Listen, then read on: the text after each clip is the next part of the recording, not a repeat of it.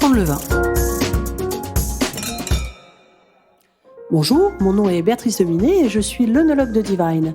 J'ai le plaisir d'être accompagnée aujourd'hui par Laurent Déré, meilleur ouvrier de France en sommellerie. Salut Béatrice, comment vas-tu aujourd'hui ? Je vais très bien parce que je vais partir avec toi en Australie. Ah, quel beau voyage, allons-nous. Eh oui, c'est un pays qui fait rêver. Je dirais que c'est un pays peut-être de contraste.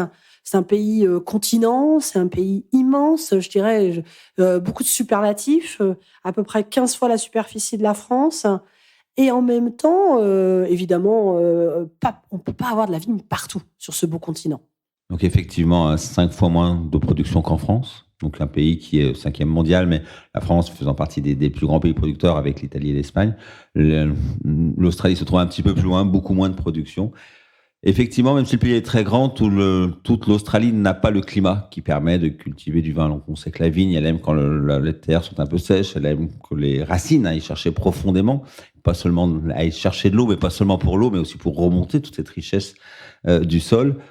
Donc c'est bien les terres arides, mais il y a un moment où c'est plus possible et toute une partie de l'Australie est complètement désertique. Donc il faut effectivement s'approcher dans le sud de l'Australie, ce pays plutôt maritime, vers l'État de Victoria, vers l'Australie méridionale, où on va avoir des embruns marins, des embruns océaniques qui vont avoir un climat plus tempéré. On est à l'extrême sud de l'Australie, donc on est en hémisphère sud, c'est là où il fait le plus frais, et où le climat va être plus tempéré, plus adéquat pour la vigne, même si on reste dans des pays chauds.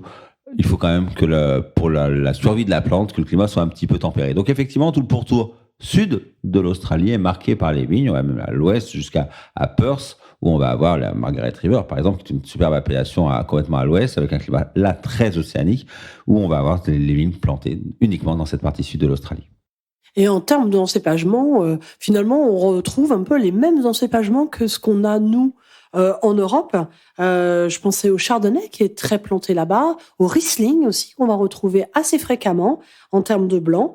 On retrouve des cépages, des fois, que nous, on n'a pas en France, mais qu'on a en Europe. Je pensais au Verdelho, qui est présent, qui est un cépage portugais, de la Marsanne, du Viognier. Donc, tu vois, des noms de cépages qu'on retrouve finalement assez souvent en France, en termes de blanc, mais pas que. En termes de rouge, forcément, celui, je dirais, que tout le monde connaît ou a entendu parler, c'est la Syrah ou Shiraz. Alors effectivement, des cépages aujourd'hui devenus internationaux. Alors il faut bien remettre les choses à leur place. Moi, j'aime bien rappeler qu'ils ne nous ont pas pris nos cépages. Nous, les Européens, avons un petit peu colonisé quand même tous les continents du monde pendant plusieurs siècles. Au 15e, 16e, 17e, jusqu'au 20e siècle, on a été les grands colonisateurs de ce monde. Et toutes les cultures, les civilisations d'origine chrétienne, qu'elles soient même anglicanes ou protestantes, parce que effectivement, là, on parle surtout des Britanniques qui sont arrivés à la fin du 18e et au 19e siècle en Australie. Pour amener le vin de messe, il a fallu quand même amener des plants de vigne et on a amené tous ces cépages européens au 19e siècle essentiellement en Australie et avec des terroirs extrêmement différents. Un certain nombre de ces cépages se sont plus. Donc effectivement, on parle des cépages alsaciens comme des cépages bordelais, comme des cépages espagnols et autres. On a une multitude de terroirs, donc une multitude de cépages en Australie. Effectivement, le Syrah, c'est extrêmement plu en Australie. Cépage que l'on connaît beaucoup dans la vallée du Rhône Nord en particulier, sur les Hermitages, les Gros Hermitages, Saint-Joseph ou autres Côte-Rôtie, et qui est extrêmement planté en Australie, alors qui va donner des vins un petit peu différents.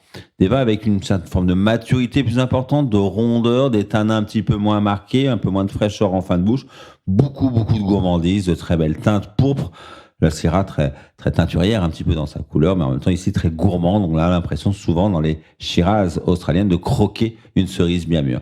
Alors j'aime rappeler que la Syrah est plantée en Australie, produite à l'origine par des Britanniques. Les Britanniques qui étaient, au 19e siècle, qui le sont toujours aujourd'hui, des grands connaisseurs de Porto. On s'est servi de cette Syrah aussi pour faire des vins mutés à l'époque, car les Britanniques voulaient reproduire ce qui se faisait au Portugal par ce vin qu'ils adorent, où ils avaient des échanges commerciaux avec le Portugal. Et quand ils sont arrivés en Australie, ils ont un peu reproduit cette culture du vin muté, du vin sucré, du vin puissant. Et la Syrah marchait parfaitement bien. Donc on a cultivé les premières Syrah pendant longtemps de manière mutée, sucrée et puissante. Et c'est un peu resté, même si aujourd'hui la plupart des Syrah ne sont pas mutés et sont cultivés de manière sec, complètement, où les sucres sont tous fermentés, comme l'eau Syrah française. Mais néanmoins, on a gardé cette culture du vin plutôt sur la rondeur, avec un peu de puissance, une vraie typicité de terroir. Dans le mot terroir, il y a aussi la tradition, il y a aussi l'histoire. Ces Syrah australiennes, c'est un vrai produit du terroir australien, mais des terroirs en Australie, il y en a beaucoup et énormément de choses à découvrir, tellement ce pays est grand.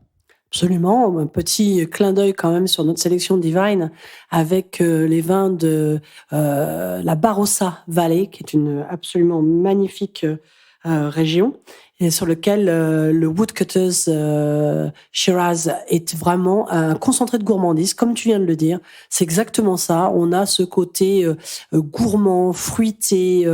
C'est un vrai vin de plaisir et en même temps avec une très belle concentration. Alors, ce qui est amusant, c'est que le vinificateur a comme vin fétiche la côte rôtie. Alors du coup, il dit à chaque fois qu'on le rencontre qu'il essaye de faire sa côte rôtie à lui. Je pense que c'est un bel hommage rendu à nos Syrahs de la vallée du Rhône. Et en même temps, ça nous laisse aussi de quoi découvrir. Tu parlais des vins mutés. Là-bas, ils les appellent les fortified wines. Et je pense qu'il y a vraiment de quoi aller visiter, rencontrer et découvrir un très très beau pays viticole et pas que. Voilà. Je vous donne rendez-vous très bientôt et n'hésitez pas évidemment à vous renseigner un peu plus sur ce très beau pays. À bientôt Laurent. À bientôt Béatrice.